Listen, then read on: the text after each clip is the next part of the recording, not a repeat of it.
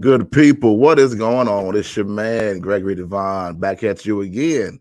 Another hot episode of the Sanctuary Podcast. We are bringing you part two of a very interesting conversation, which was started on last week, talking about gender based communication styles. And if you missed last week's conversation, I implore you to visit the Sanctuary Podcast page on Facebook. And as always, I want you to tune in to Envision Radio every Friday, 6 p.m. Eastern Standard Time, as we engage hot dialogue. But again, part two today of gender based communication styles. And again, I got my man, JB, back on the podcast today. And I got again coming back. She's not a newbie anymore because it's not her first time anymore. We got again Miss Shadow Power. What's going on, y'all? How you doing? Hey, hey. Can't call it. I cannot call it. I pray both of you have had a good week thus far. Oh yes, we're just getting warm. Oh, hmm yeah, you're right. Right. You're right about that. But last week the conversation was so good. We hit a variety of angles regarding, gender-based communication styles, and we touched on sometimes the miscommunication that exists between us as men and women, and we talked about some ways that we could kind of circumvent that. And I want to pick back up today, right back up in the same vein, because I just find that so many of us, are unnecessarily having our messages crossed up, all because no one takes the time to really step back and to really ask themselves, am I being understood? And also, am I trying to understand what's being said to me?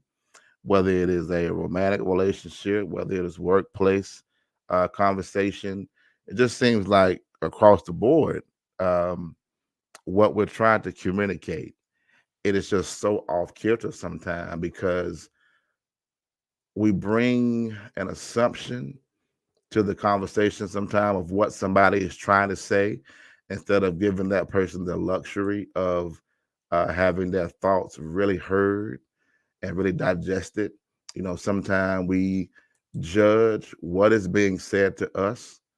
Say it's a romantic relationship, it might be a truth that is true to them, like their truth. They're trying to communicate that. Sometimes we judge that because we feel like, well, that doesn't make sense to me. Or maybe we feel like, well, that they're saying they're expressing pain, but I don't feel like that should have hurt them. Like sometimes we mischaracterize somebody else's experience and not realizing how offensive that is. Or we tell somebody, well, you shouldn't feel that way based upon this. Regardless of how irrational or rational it is, we cannot ignore somebody else's experience. And I find that sometimes because again, we communicate different. We use different words, different verbiage. Our body language is different. What we say is different. What we desire to communicate or desire for you to understand is different. And instead of us having the conversation of how do men speak, how do women speak, how do we understand, it is always a you, and it's never ever embraced as a what can we do better to make this communication piece better. So I want to start here today because last week the conversation really got interesting. It really did, and I was very much pleased with how it went. We touched on, we started out talking about traditional gender roles and how that influences communication styles. We went on to talk about how common stereotypes oftentimes impact. Then we talked about nonverbal communication and how it differs between the genders. And we ended up talking about empathy and how that impacts our communication styles. So I want to start, matter of fact, I'll start where we ended, back at empathy. hmm If I could ask you, I'm coming to you first, Miss Powell. hmm What role, again, do you think empathy plays in navigating these gender-based communication styles? I mean, I think it plays a huge role. Like, kind of to what I was speaking about last week, I believe, was it's something to be heard, but it's Mhm. also something else to really be understood. And I think Right. when people can empathize with one another in communication, kind Hmm. of what you spoke to earlier when you were saying, like, when we talk, we say, well, oh, they took it this way, or I said it that they shouldn't feel that way about that. Hmm. I think it eliminates that piece of the poor communication style when you have Yeah. empathy. Because it's almost like a book I read where it says, start with heart. Anytime Hmm. you go into a conversation, start with heart. And when you do that, it's really about, being empathetic and being vulnerable and being open to hear, what the other person has to say. So I think Communication. it can be very beneficial, Hmm. and it can be very destructive if couples cannot utilize empathy in their communication. Hmm. Destructive. Whew, that's a word, and I think that a lot of um, a lot of relationships could have been saved, I believe, by wording some things different, by communicating differently, because you cannot take back what you say. No matter how much you say, I'm sorry, you'll be forgiven, but it's not forgotten. And I think that we don't realize that what comes out of our mouth, if the power of life and death is in the tongue, then we have to realize that what I say, and then timing is everything. If I say the wrong thing to you at the wrong time, I may have potentially destroyed the potential of you and I having anything ever again, even if we're together, because this might cause you to view me differently for the rest of my life. Because in this moment, instead of me showing up for you and being the man I should have been, right? I left you abandoned in your time of need. And my words may have added fuel to an already existing fire that needs to be put out. So I think that that was a great word, destructive.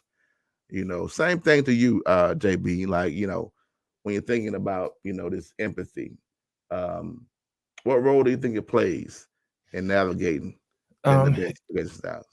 Empathy is one of those things, man, where I think sometimes people don't always get it right. Yeah. Um, Normally, empathy actually sets the tone Mhm, for how you communicate with each other and how you actually create an atmosphere for honesty and safety. You know what I Mhm. mean? mhm, Yeah. When somebody brings you something, you actually want to listen to them, Hmm. restate what they said to you for Hmm. clarification, and make sure that what you heard was what they meant. You know mhm, what I mean? Oftentimes Yeah. we get so selfish, especially if it's something that we're doing wrong to the other person. We have a bad habit of deflecting and redirecting the conversation mhm, away from the other person's, needs, and Yeah. taking the spotlight off of them and putting it back on us.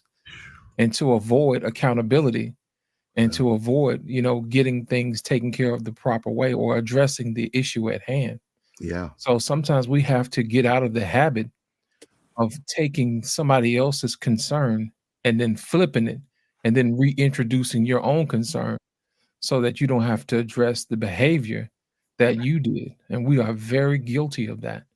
So Hmm. when applied correctly, is a tool that can allow your intimacy to grow Yeah.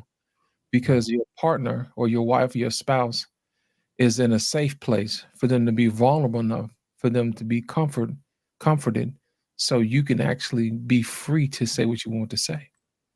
Hmm. Come on now. Yeah, I like that. We starting off good tonight again. When you think about moments, right? Sometimes we're not present in a moment and we miss the mood because we just left work, but our mind is still there. And people sometimes want us to be present and show up in their experience with them, right? Even if you don't understand it, Can you be here? Can you provide a word of encouragement? Can you say something that lets them know that you're not in this by yourself, right?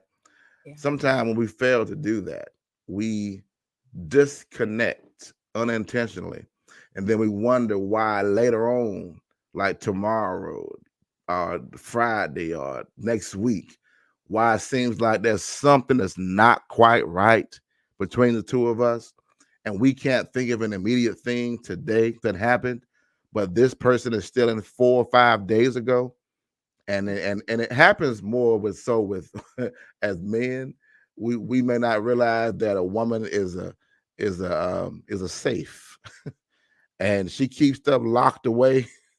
And although we thought it's over, no, it's still there, and she's waiting for us to come back with the combination, unlock it, and let's unpack this thing. But we assume that because I was here and she was talking about X, Y, and Z, I heard her, but we were not present. We heard that she was speaking, but you would not listen to what she said. And women know that. And sometimes women just want to know that we will embrace them. We will let them know that, you know what, baby, it's going to be all right. I might not have a solution, but together we will figure this thing out. We will get through this. She needs to hear those words. And sometimes as men, because we're not always built like that, we miss that moment. And we don't realize that this moment gonna play out 5, 6 days from now when you have done something that has made her upset. And now she blows up. And we're saying, wait a minute, I was a little late. It wasn't about to be late. It was 5 days ago when you missed that moment. She's still there, but now this triggered her, and now she blows up. And that becomes, again, the gender-based communication that throws us off kilter, because now I'm saying, you tripping, Shauna. Yeah. I mean, what's up? I was 15 minutes late. Well, you tripping. You mad over that? And you like, yeah, I'm mad. But you don't really want to say it's really about 5 days ago. And it's not sometime 2 weeks later that it comes out. Yeah. You remember when we had that conversation 2 weeks ago? Yeah. I felt like you weren't listening to me. I was talking, but you were on your phone, you were texting, you didn't give me any feedback, and you were very nonchalant.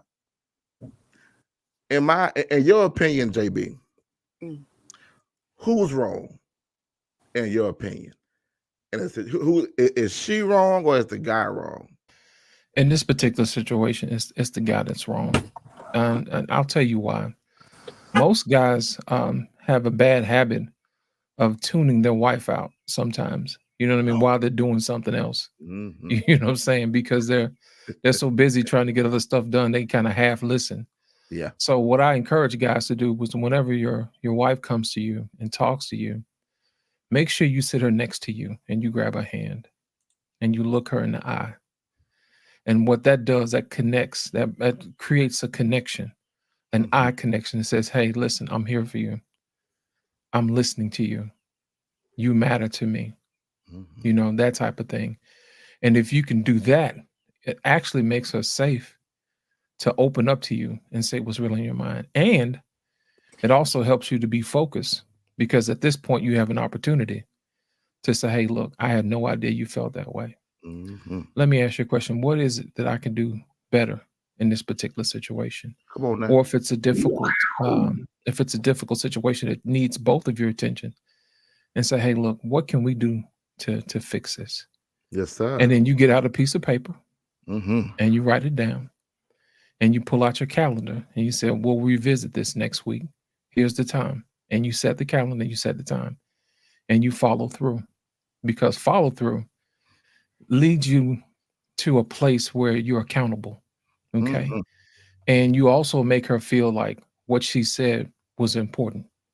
You see what I'm saying? Yeah. Nothing impresses a woman more than the man who follows up and follows through. You know what I mean? It'll Mhm. also give you an opportunity to research a little bit better too. If you don't have the answer, sometimes we have to, go to different places of different people to Yeah. get the correct answer. Yeah. And then when we do come back with the answer and say, hey, look, this is what I found. Is this suitable to your needs? And then she can just say yes or no. And if she says yes, you did good. And if she says no, well, you ask her for feedback and say, hey, what else could I have done better? And you keep doing it until you figure it out.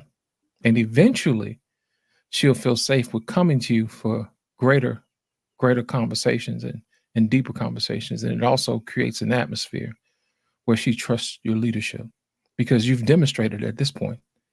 You've listened to her, you've held her hand, you looked her in the eye, you've wrote down exactly what she said, you confirmed what she said, Mhm. you set a time to follow up and follow through, and then you show back up with the answer.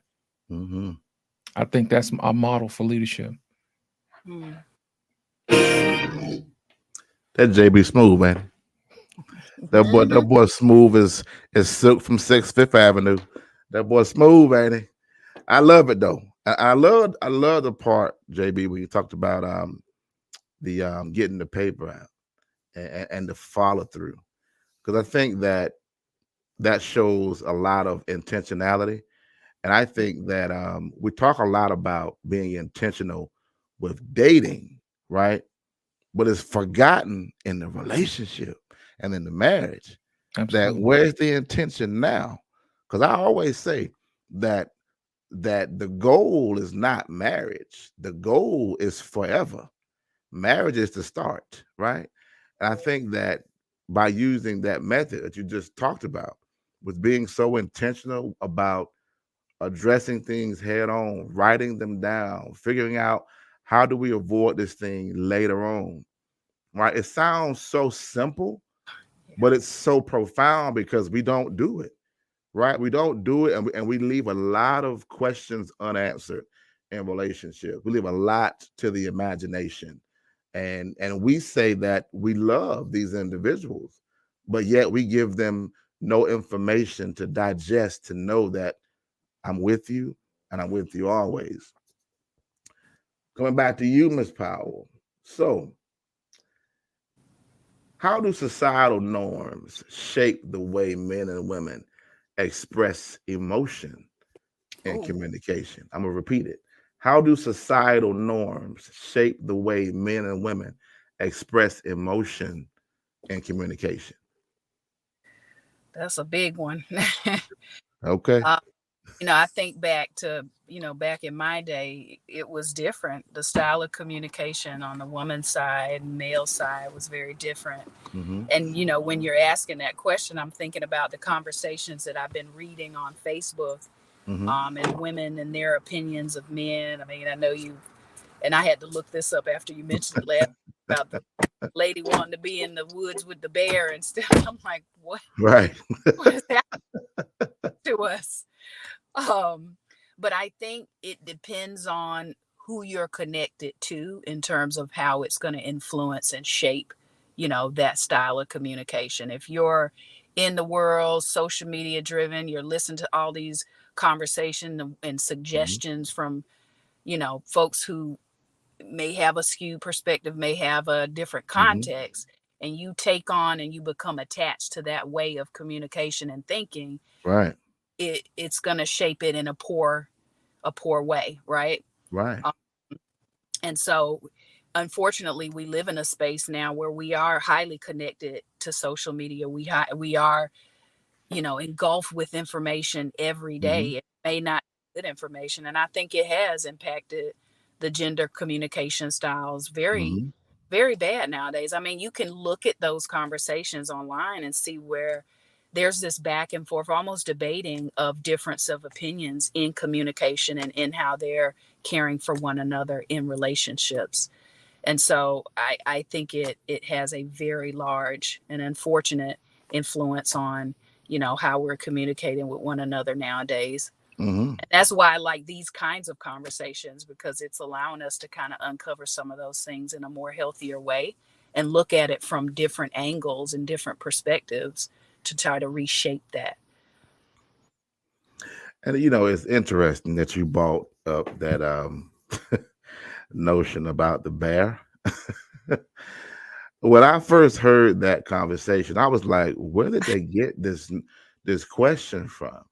And it's based upon Proverbs 17:12, which talks about let a man meet a bear robbed of her cubs rather than a fool in his folly, right? Uh, So the scripture is talking about how you would be better off entertaining a bear that had her cub stolen than being around a foolish individuals. So it's really a mhm. warning about people being foolish and being around foolishness. You can get killed behind that. People took that and ran with it and have given it a definition that it ain't got nothing to do about. Right? It's warning people not to be foolish. But Mm. we've taken this talking about some, well, would you rather be in there with a bear or a man? What? And that's not just a gender-based communication breakdown. That is communication, period, breakdown. It Yeah. just shows how we take sometimes scripture and manipulate it to mean what we want it to mean. And not only is that dangerous from the pulpit, but it's dangerous, period, because the misappropriation of not rightly dividing the word of truth can lead people down a path. It's like, whoa, they'll get a uh they'll miss God and what God is about. They'll misunderstand his word, and they'll Mhm. think that the word of God is that makes sense when it does make sense. But you got to contextualize things sometimes and not isolate scriptures, because there's a lot of room for misinterpretation when we pull out one verse Mm. and make that mean something that it ain't really saying.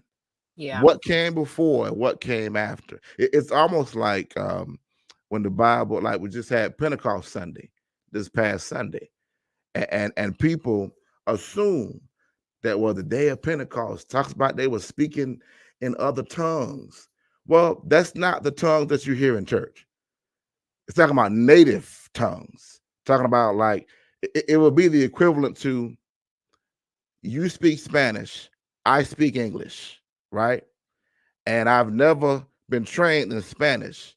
Well, the Holy Ghost comes now. I'm able to speak Spanish. That's the unknown tongue because I've Yeah. never learned that language to communicate God to you. And I don't know how I'm doing it, right? Yeah.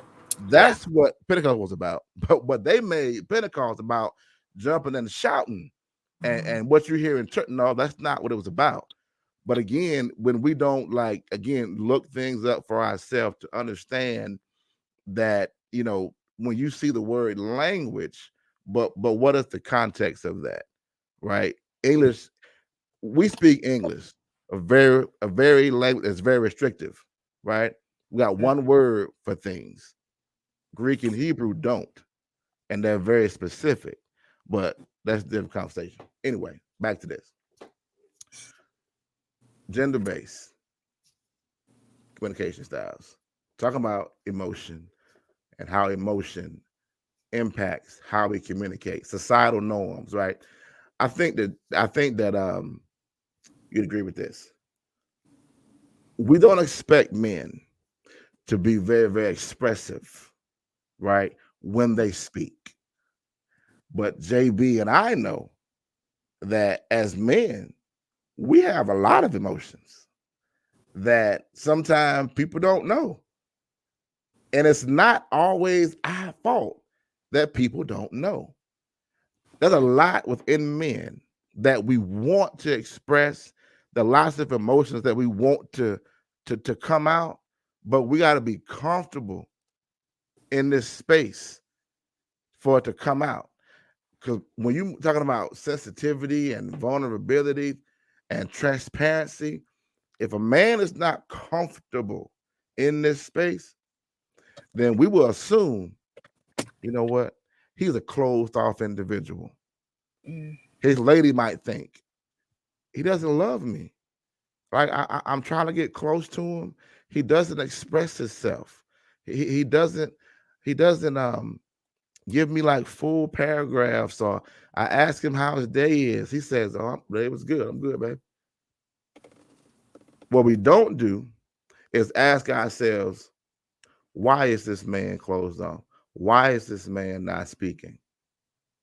Did he try in the past and you shut him down? I guarantee you, more than likely, that's the case. If it wasn't true, it was some other woman Yeah. who shut him off, and he does not trust himself in a vulnerable space anymore. But now this comes across to a woman as you just don't want to talk to me. And women do what? They internalize things. So now, because he is not talking, you've said to yourself, it must be me. So now you say, he just doesn't love me. Because, he would open up if he did. And he closes me out. Sometimes he goes upstairs in his man cave. We play the game. And, I want some time. But we never figure out what's going on with that man. Right? So not only do we have sometimes gender-based communication, we got gender-based thinking. Mm. JB, Mm. when a man has had his trust tarnished, he's had this secret place that he was in with this woman, right? He agreed to be there, but it was tarnished. She judged that place, right? She criticized something that he said and made him feel some type of way. Explain to us what is going on in this man's mind now. Well, normally what happens is guys don't forget, man. Mhm. That's a part of protection. Guys don't forget. And you will, if you, I'll put it like this: women have one chance to ruin a man's opportunity to be vulnerable with her. And if she squanders it, he never forgets. You know, Mhm.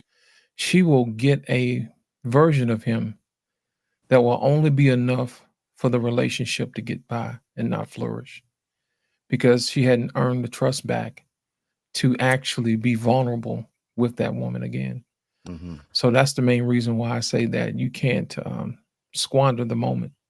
You know what I mean? And sometimes insecurities play a part in how women and men communicate. Think Mhm. about it. There was a book that was written called "Women Are from Venus and Men Are from Mars," Mhm. and basically in the book it was saying that on Venus, women, when they were in trouble, they talked things out. You know, they Mhm. grabbed each other by the hand and they talked things out. You see what I'm saying? That's how they did it on Venus. Well, on Mars, the men went into caves, and the men understood that, hey, he's going into his cave. He's going to chill out. That's where he needs to release. Mhm. So what happens is when you put two people together from different planets, she's expecting him to act like a Venetian. You see what I'm saying? When really he's a Martian.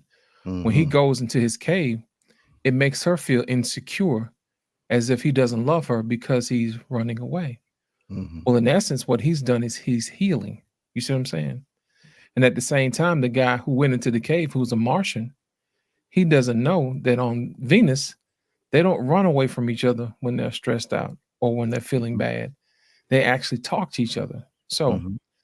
the problem is that we have to understand that we're different communicators, and how we communicate, we should find a way to bridge the gap and Mhm. say, hey, look, darling, I understand where you're coming from. I really want to be there for you at this particular moment in time.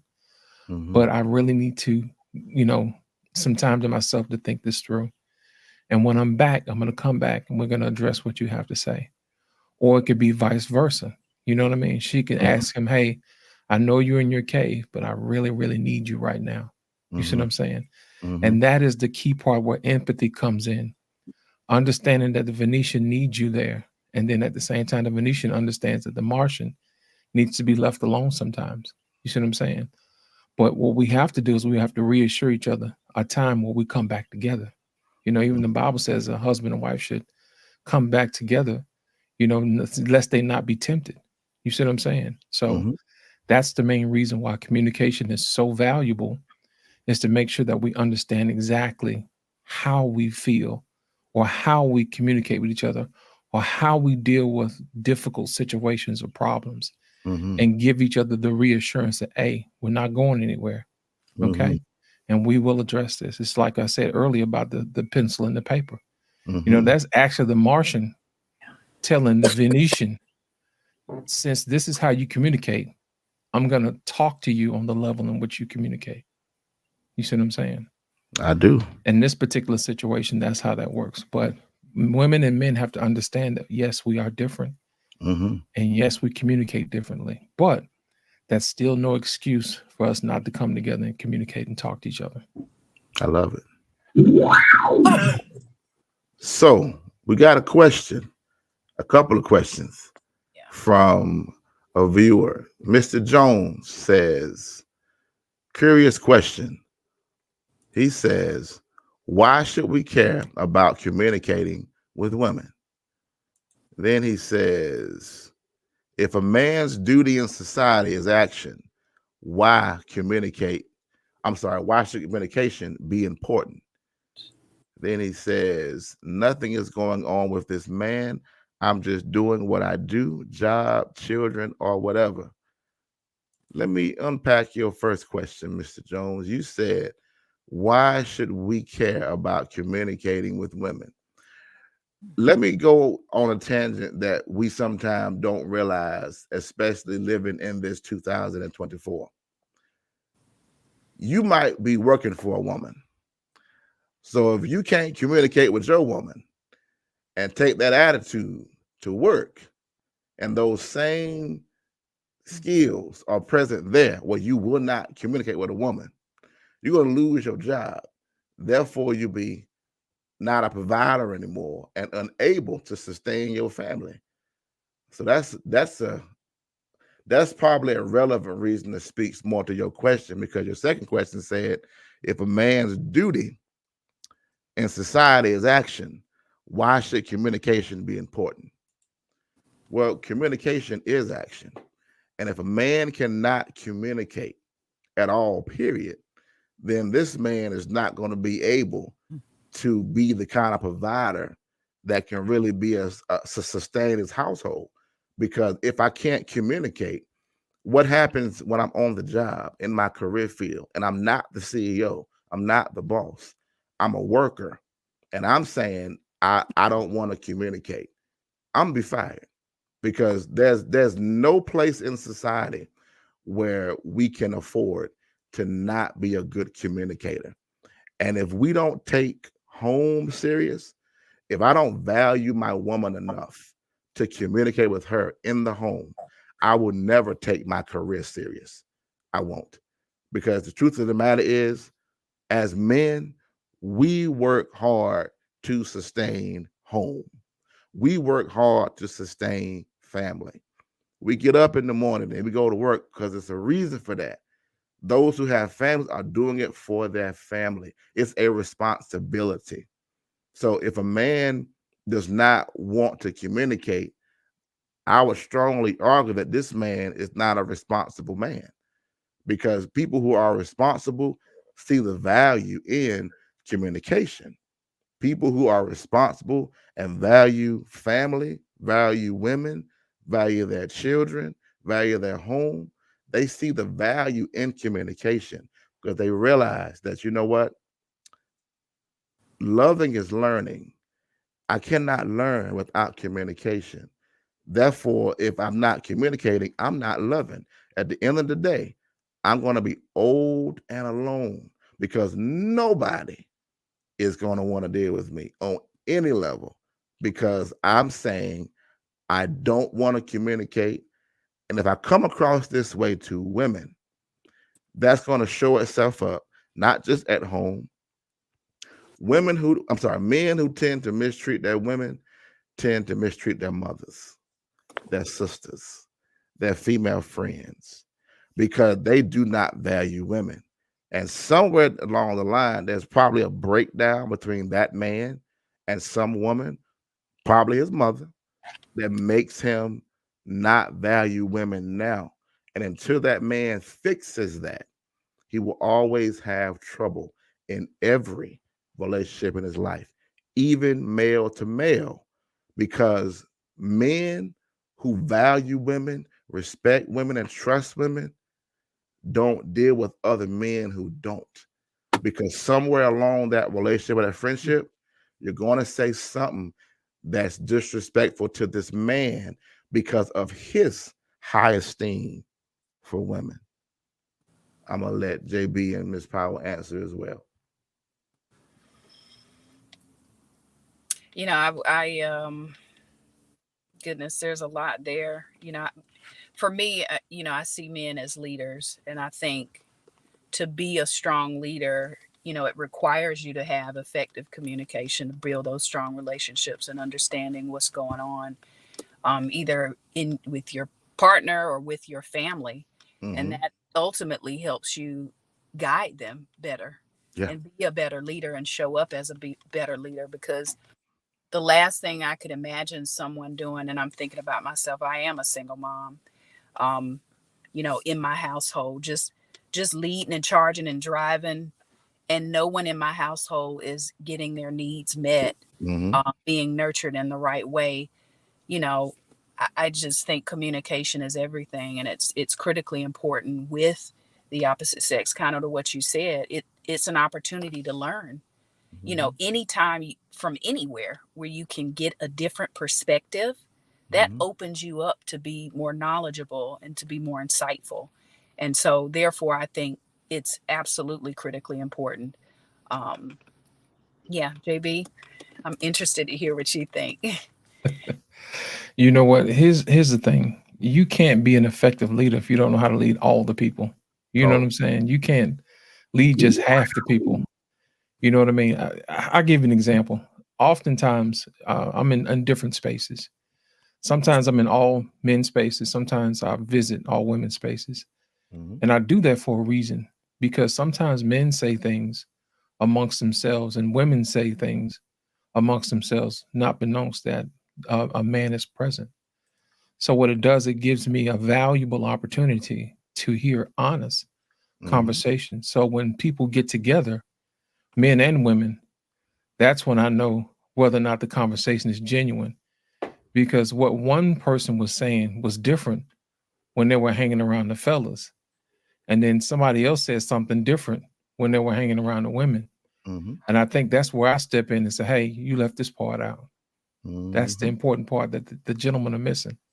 Or fellas, this is the part you left out that the ladies are missing. You know what I mean? And realize when you take a look at both sides of the picture, it gives you a greater understanding of exactly what the real problem is, because sometimes insecurities shield people from telling the whole entire truth. Mhm. And I've seen that happen before, because sometimes people wrestle with abandonment issues. Mhm. So they figure I can't tell him the whole truth or he might leave me, you know? Or some guys will say, hey, I can't open up to her because if I tell her something, she's going to use it against me. Mhm. And that's the main reason why we have these conversations. I'll give you an example. Sometimes when I'm reading a book, Mhm. I'll read it about 3 or 4 times, and I'll tell you why I do that. The first time I read it for pleasure. The second time I'll read it, it's for to get an understanding of what the author is trying to do. And the third and fourth time is I read it for the artistry of it, how Mhm. well he crafted the story. It gives it it brings the story to life and the message to life, because I want to know that person's story. What motivated that person to write the story that they did, and how they crafted it gives me a whole appreciation for exactly how they constructed this work of art. You know, it'll be like if you watched and you saw a painting Mhm. and everybody just walked up to the painting and said, "Oh, that's a nice painting." And then you Mhm. find out that the painting was by a left-handed painter. You see what I'm saying? And if you look close enough, all the brushstrokes go from left to right, you know?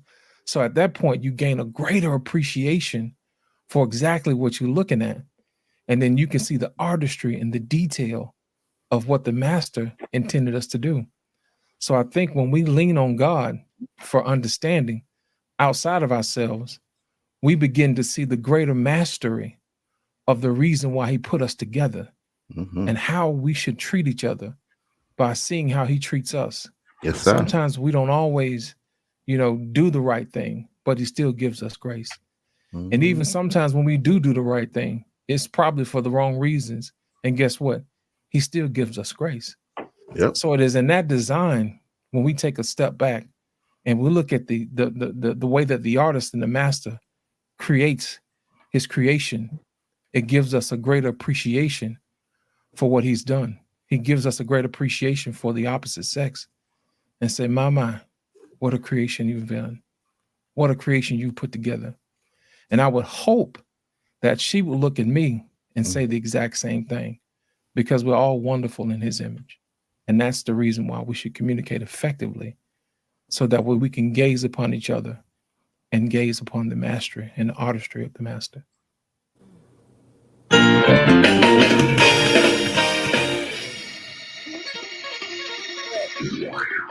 Come on now.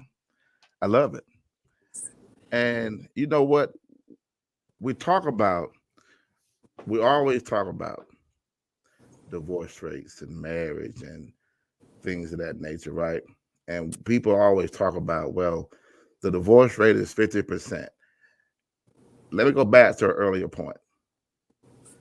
A little information is dangerous when you do not understand the science behind statistics. There's a difference between a fact and a projection. And the divorce rate has never been 50%. It has been a projection that people have taken and made it law.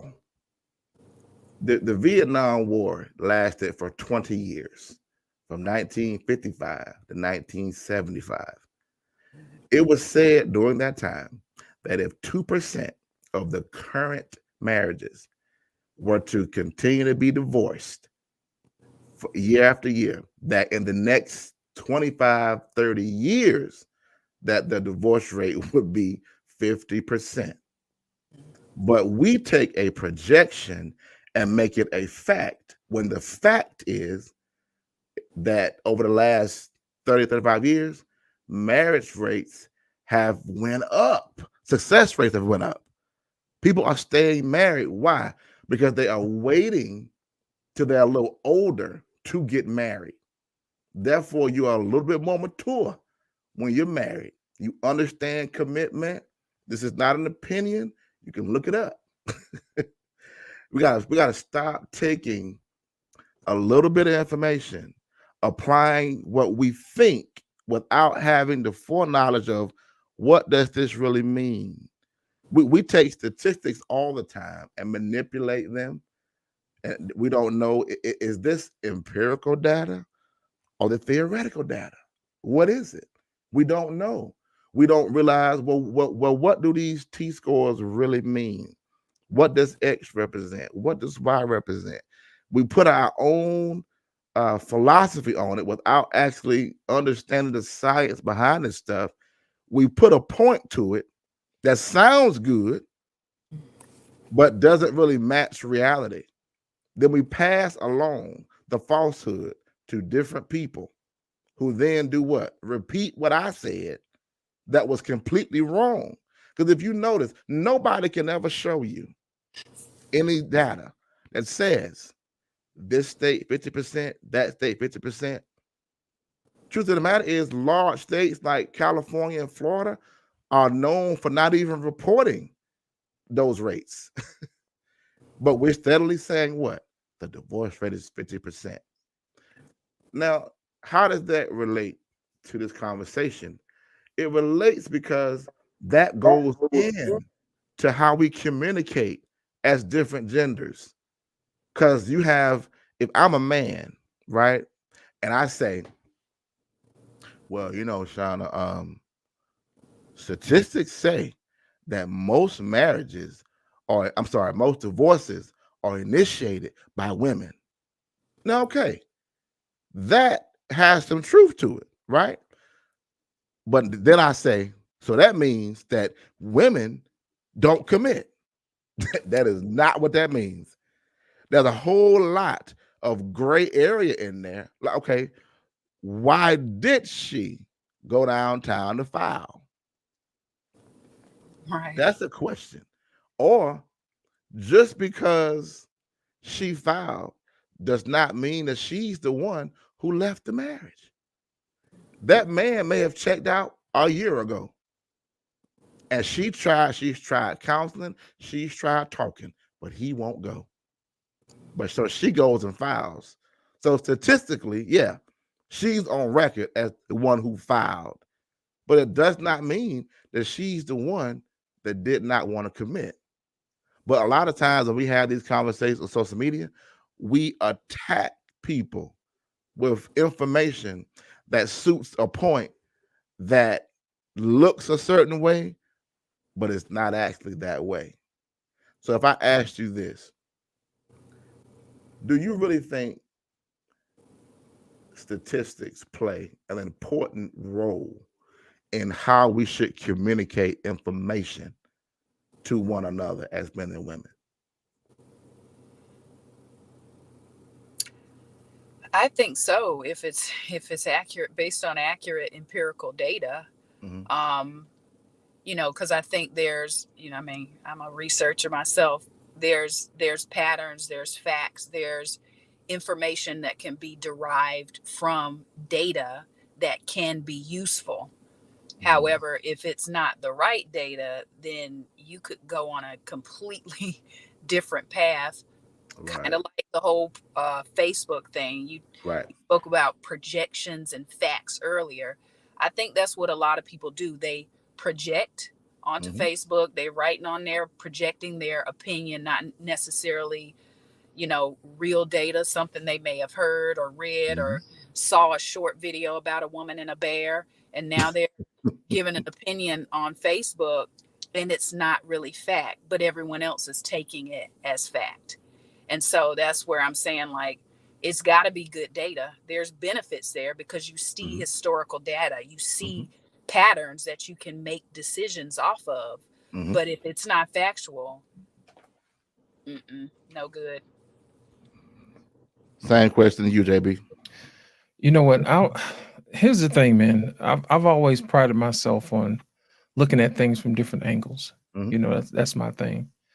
When people say stuff like the divorce rate is 50%, well, here's the thing what they don't talk about. How many of those marriages were reconciled? Okay. Right. You see what I'm saying? Nobody counts that number. You know what I mean? And sometimes when they say the marriage rate is 50%, some of those people are retreads. They've gotten divorced and remarried the same person. Yep. You know, so it's always one of those situations you have to take a lot of this stuff with a grain of salt. And my thing is this: what does stats have to do with your particular situation? You know, that's the only thing that really matters.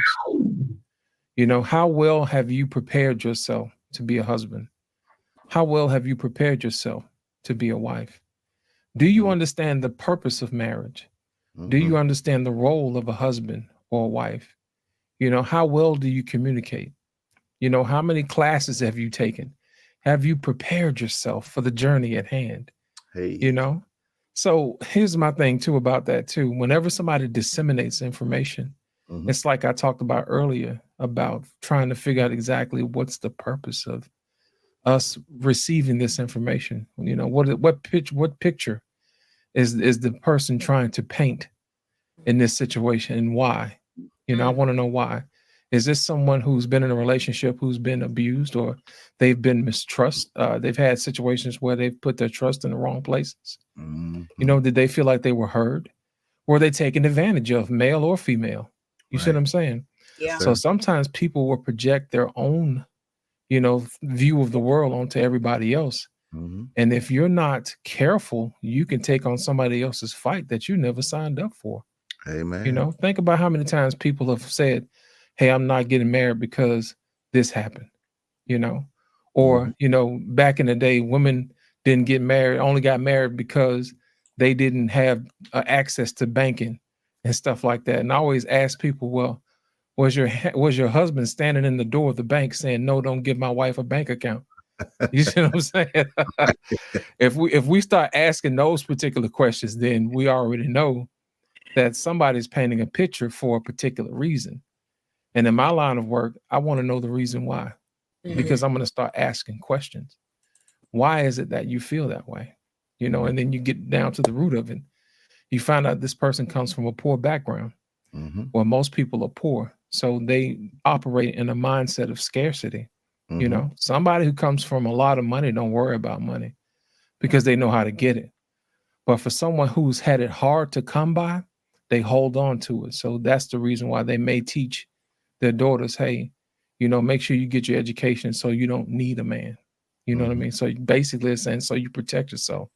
Mm-hmm. But in essence, what you're doing is you're telling them that, you know, you'll always be poor, you know, so hold on to what you got, Mm-hmm. you know, and those are the things that we inadvertently teach each other when we shouldn't.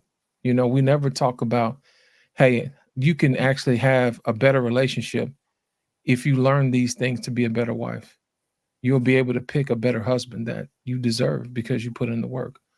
Or if you're a husband, hey, you don't have to choose from these certain type of women if you just improve here and there. So that way you don't even have an appetite for that type of woman. And what you do is above all else, you guard your heart. That's what the Bible says. So Mm-hmm. if you use wisdom as the principal thing, then Hey. you avoid a lot of the problems that a lot of other people have so that their story doesn't become yours. You should never have to pay for someone else's lesson. You know what I Mm-hmm. mean? Especially if you didn't cause it or nobody around you caused it. Don't carry someone else's burden unnecessarily. So I think that's the main reason why information is good in certain situations, but you always want to make sure you get the context clues and try to figure out exactly what's missing so you get a very, very clear picture of what you're dealing with. I always say more information helps you make better decisions. So I Mm-hmm. think that's the reason why you have to pay attention to where you get your information from Mm-hmm. and how you use it. Oh yeah. I love it. I love it. I want to end with this question. It's a big debate. JB knows about this. When we talk about this notion of 50-50, or who should pay what, man being a provider, women being homemakers and nurturers, things of that nature. If I'm gonna start with you, Shauna. When you hear a man approaching the conversation of relationship, marriage, and his philosophy is 50-50, and his philosophy is that it should be that way because we both should go half and half down the middle, but he calls himself a provider, right? How does that make you feel? If I might be honest, it it's tough. If I heard that, it would, and for lack of better words, it would make me feel some kind of way. If a man came in saying let's do 50-50, but then wanted to kind of be in that, that role of provider and protector and leader of the household. It's like, really, you are, so why are we 50-50? Are we not 50-50 across the board then? Mm-hmm. And I this is something that I am still in thoughts of. I don't Mm-hmm. have a final thought on this question. It is, so one part of me says that we live in a different society, right? Yes. Women are working, we're, educated, it's different. We're not just at home raising children anymore. We have to get out and unfortunately work as well to, we live in a expensive society. And so Mm-hmm. with that change, in my mind, I'm just kind of like, yeah, but we're living in a different world. But at the same time, for me, from a comfortability and I hate to say respect, I want to know that my man can take care of me and my home and my family, and that he's not saying, hey, look, you need to come to the table with this because I can't do it by myself. Mm-hmm. But I want you to be in a, submissive role, but I need you to come 50-50 and help me out because I can't do it. Mm. That just concerns me. It doesn't give me a secure and safe feeling as a woman. So I don't like Understood. 50-50. Mm. Understood. Coming to you, JB. Here's the thing. I got 2 points of view. You Let's know, talk about Yeah. I got 2 points of view. it. I got the man's point of view, and I got God's point of view. All right, sir. Let me start with the man's point of view. Mhm. Most times, most men don't want to be used. Just Mhm. gonna be honest with you. You know what I mean? And the thing about it is, if a man picks up a woman and then has children and that type of thing, he has to ask himself, what am I getting out of the deal? I can just be selfish and keep all my money. You see what I'm saying? Pay all my bills. Mhm. And I'll let you keep all of your bills. You know what I'm saying? And you travel the world and do whatever it is you want to do.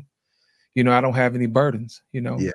As a man, that is a hard pill to swallow, to try to sell to a man, hey, pay for everything, and you haven't even mentioned what you're gonna do for him. Mhm. That's a hard sell. Just being honest as a man. Oh, yeah. But here's the thing: what I learned from my parents, it was 100. Mhm. We had one pot, and they showed us how we did it too. Every time, when the bills came, the paychecks came, my mom and dad pulled out the little red notebook that they kept in the curio, in the chest of drawers. They pull it out, and they would lay all the bills out, and Mhm. all the money was in the pot, and say, "Look, we got this bill, we got that bill. How much money we got? Okay, we got this," and they divvied it up, and they paid the bill. So nobody felt slighted as to say, "I did more than you," or "You did more than me." It was more of, we did this together. You see what I'm saying? Mhm. And there's benefits to that. And I'll share with you why that is. Yeah. When you do that, you are 100% transparent on what's going on in the situation. When you get married, you become one.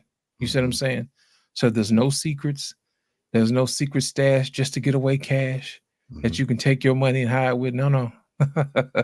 If you Mhm. said you were going to be here, I expect you to honor your covenant, Mhm. because that's exactly what we had. This is more than a commitment. This is a covenant between you and I and God. I said I would protect you. I said I would take care of you. I would provide for you. But a lot of times provision is more than money. That's right. Sometimes provision is guidance, and sometimes provision is wisdom. And I don't think we talk about that enough. You know Mhm. what I mean? So here's my thing. If everybody knows what's going on, then there's no surprises.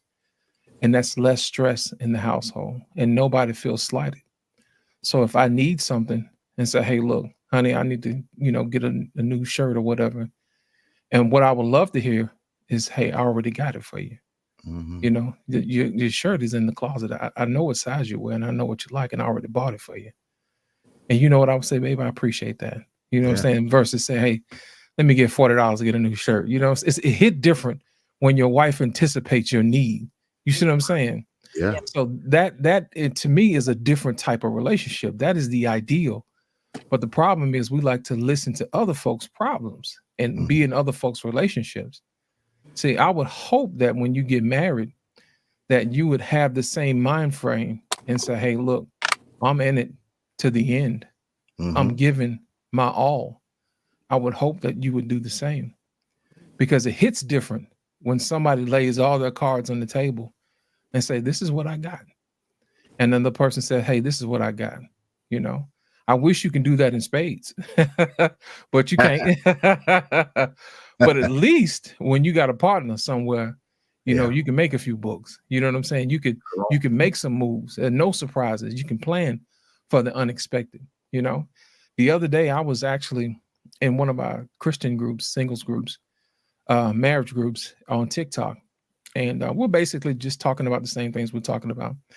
And one lady came up and she said that she lost her husband yesterday. Oh, wow. Yeah. And she said, I didn't anticipate on, him not waking up today. She was distraught and disheveled. Mhm. And the thing that stuck out to me was she said, he was my all. He was my everything. He was my knight in shining armor. He paid all the bills. this, that, and the other. And he took out, I don't know what to do. And I think back to when I lost my father, when I was 18 years old. My mom didn't miss a beat. You know why? Because she already knew what my dad had already planned, because they talked about it every single day. Every time when the paychecks came in, everybody knew where the money was. Everybody knew what a life insurance policy was. My mom was put in a position of knowledge, and my dad left her, and he worked with her with wisdom. You see what I'm saying? It sounds good, you know, to say I'm the man and I'm taking all of this other stuff, but there's no guarantee you're going to be here tomorrow. You know what I mean? And that reminded me of my particular situation. So you would be doing your wife a disservice if you didn't allow her to participate and get some of the glory of the success of the relationship. You see what I'm saying? Sometimes we as men deny women of the glory. That's the reason why they have the need to go out and want to shine, you know, get a little shine here. Well, I'm a PhD, or I got this and I got that. You know what I'm saying? They want a little shine. What happens if we allow them to have some shine in our own relationships? They wouldn't have a need or desire to find validation in places that don't necessarily have their best interests at heart. I would rather she come to me and get her validation from me because I have her best interests at heart. Your job is not going to take you to the doctor's office when you're sick. As a matter of fact, they're going to question you and say, hey, how many sick days do you have left? Right. You know, when you work with me, you can quit the job if you want to. I'll take care of you. You know what I'm saying? That's what you signed up for. And I think a lot of times as men, sometimes we become who we are because of our profession. You know what I'm saying? We identify as our profession. Well, what we should probably do is identify as being husband. That is your profession. You see what I'm saying? I don't know if you remember this movie or not, Greg. There was this movie called 300. Yes, you know sir. What I'm saying? Sparta. And Leonidas met the Athenians in the hot gates, and they were getting ready to go to battle. And the Athenians looked over at Leonidas, and he said, Leonidas, where's the rest of your troops? You only have 300 men. So he looked over and he asked the Athenian, he said, you, sir, what do you do? He said, I am a farmer. He looked at another Athenian, he said, well, you, sir, what do you do? He said, I'm a carpenter. Then he looked over to the 300. He said, Spartans, what is your profession? And they said, Aum, Aum, Aum. He let them know they were warriors. Right. You see what I'm saying? They were built for this. Yeah. And as men, we should be built to be husbands. That's our profession. You see what I'm saying? Yeah. So if you get good at being a husband, everything else will fall into place. You know, what you do on the side just allows you to get money to allow you to be a better husband.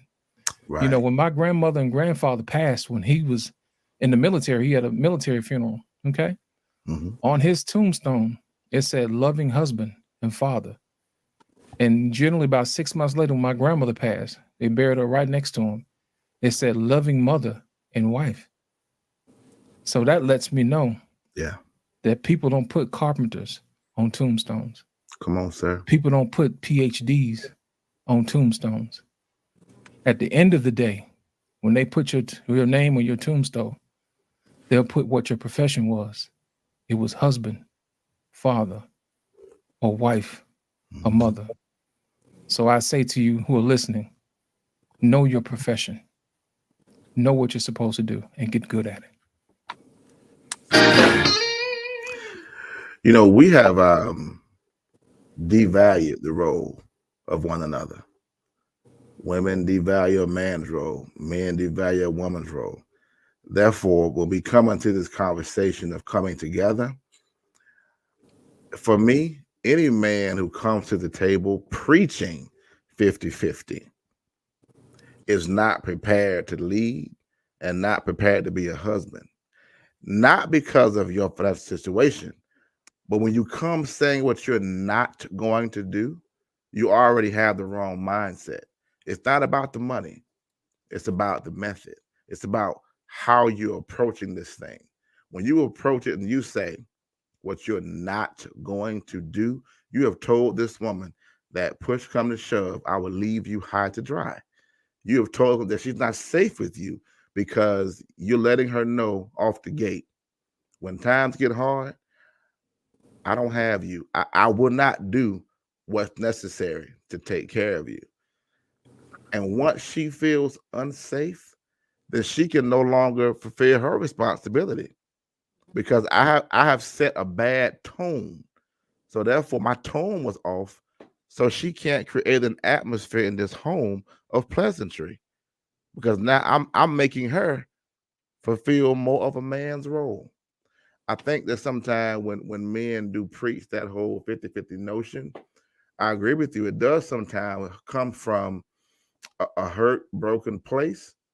And there are some men who cannot get beyond that. But the same thing we preach to women about overcoming and not seeing all of us the same way, likewise, we can't see all of them the same way. And sometimes we cannot, as men, see past an instance of where a woman may have taken advantage of us in some form or fashion. But the reality is, we got to move past that. We got to realize that what I do for a woman cannot be based upon who she is. Who am I? What I do for her, my provision, my protection, my profession of love, my being the prophet in the home, the priest, the promoter, the protector is about who I am. As a man, I have said, whoever marries me, this is what you're signing up for. I will be this type of man. It is not conditional. It is not based upon if she does boom, boom, boom, boom. Because if she should fall short on something, I am still going to make sure that I am the man that she said I do to. And that's the place that many of us have not gotten to because we are so stuck on her getting the upper hand on us. We don't want to be viewed a certain way. I'm so tired of hearing this word simp because my thing is men who have a habit of calling other men simps, you prove how simple that you really are.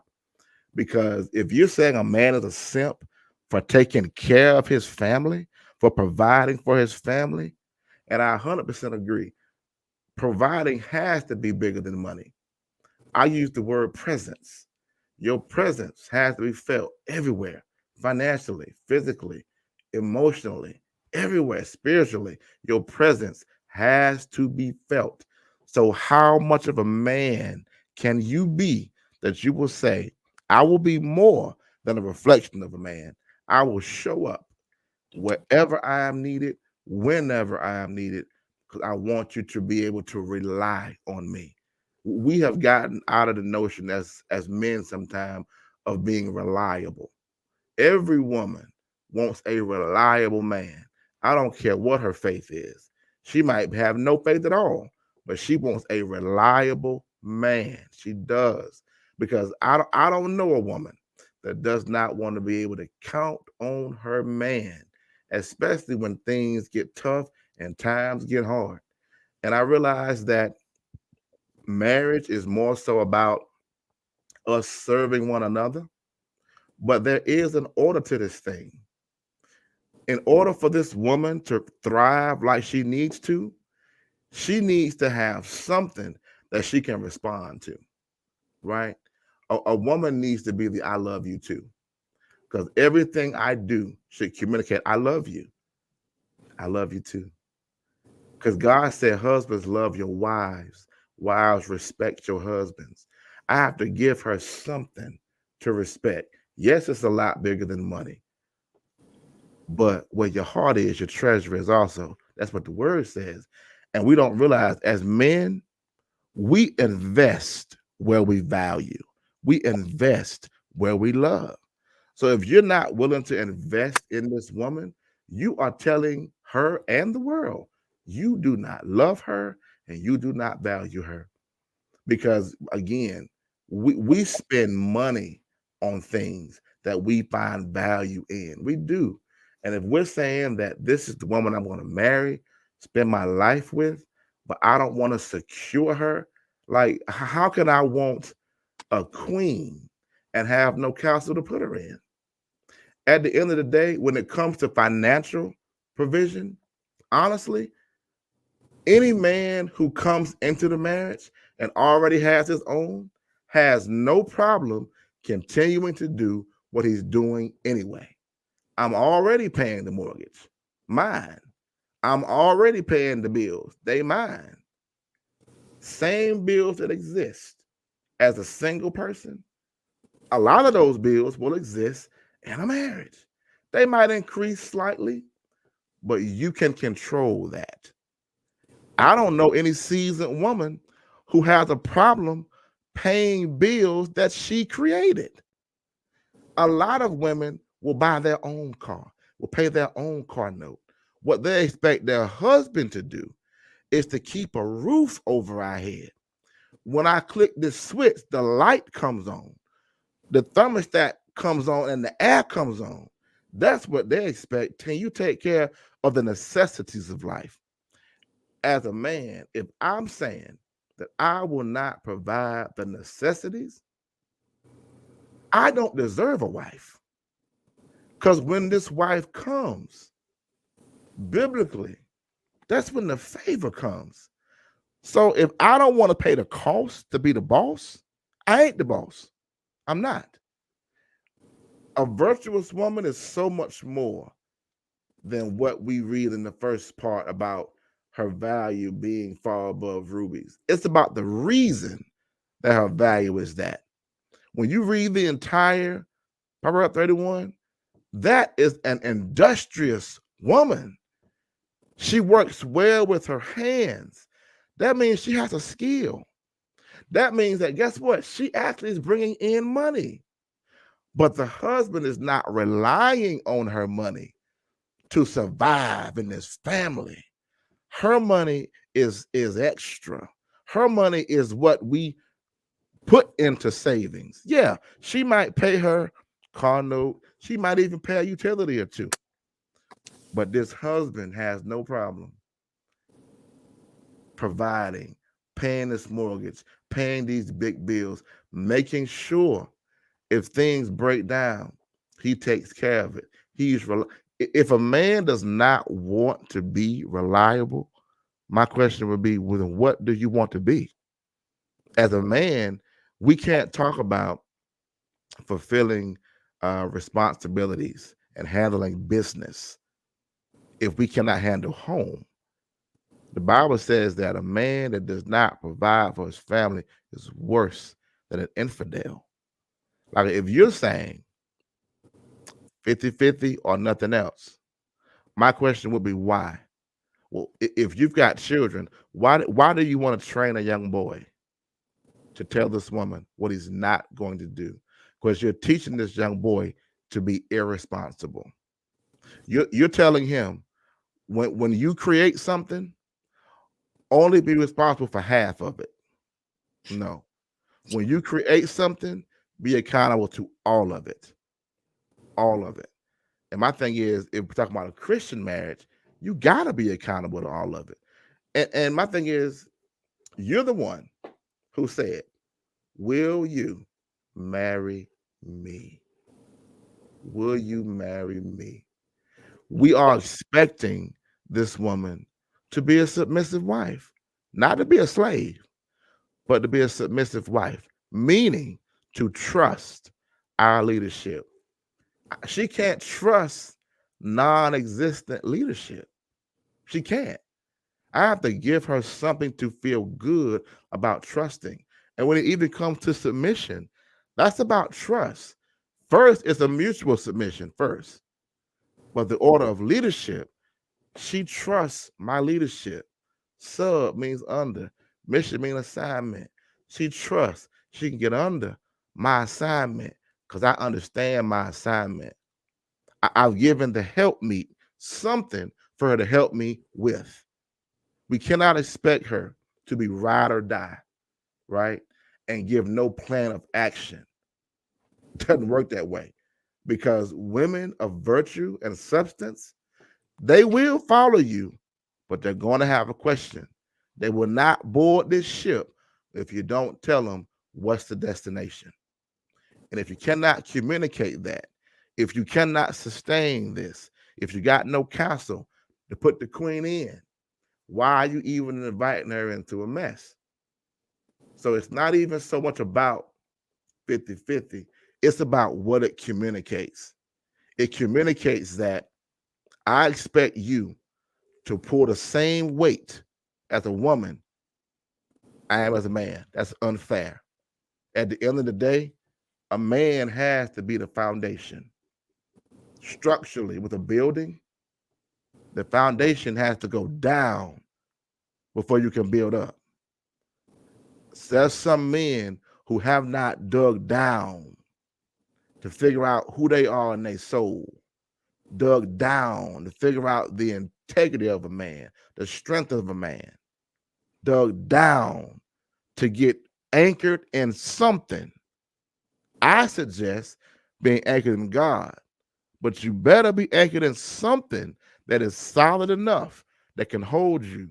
That when you invite this woman, when you guys build a family, can you hold the weight of this?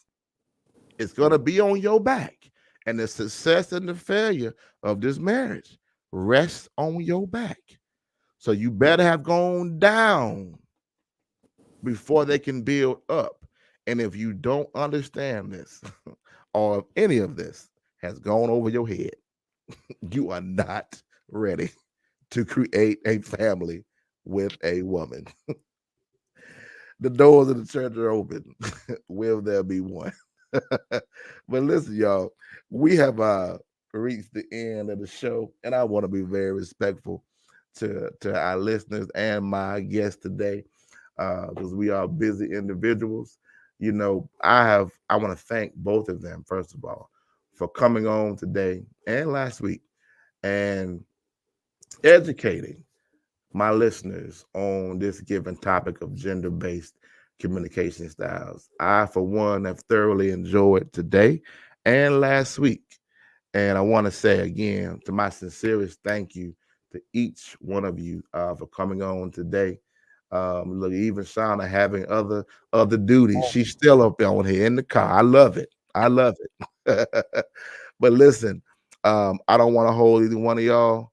As always, the Envision Radio listeners, thank you so much for tuning in today and listening to this conversation. And we pray that something has been said that enlightens your mind, that strengthens your heart, and gives you a fresh perspective and helps you to keep on keeping on.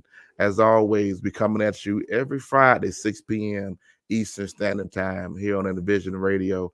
I want to thank again my man JB. I want to thank you again, Miss Shauna, for coming on and blessing us today.